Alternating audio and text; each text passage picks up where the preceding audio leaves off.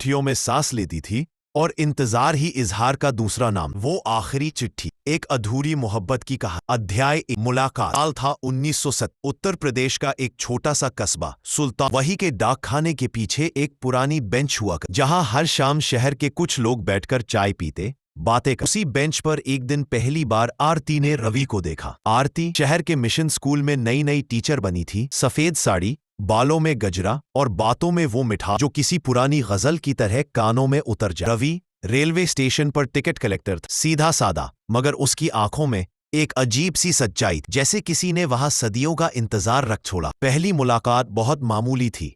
आरती ने गलती से उसकी किताब उठा ली थी, समझी अपनी। रवि मुस्कुराया।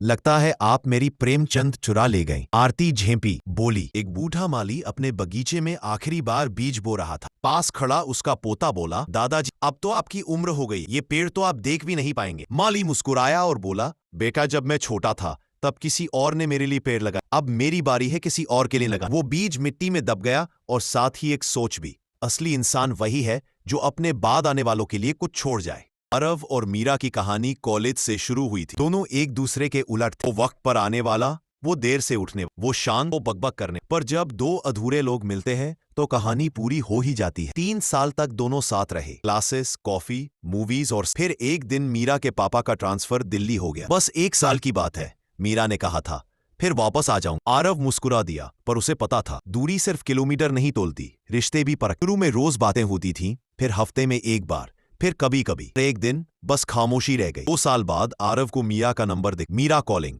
दिल धड़क उठा। वो बोली, कैसे हो? वो बोला, अब भी वही जहां तुम छोड़ गए। मीरा चुप रही, फिर धीरे से बोली, मैं कल तुम्हारे शहर आ रही, शादी का कार्ड देने।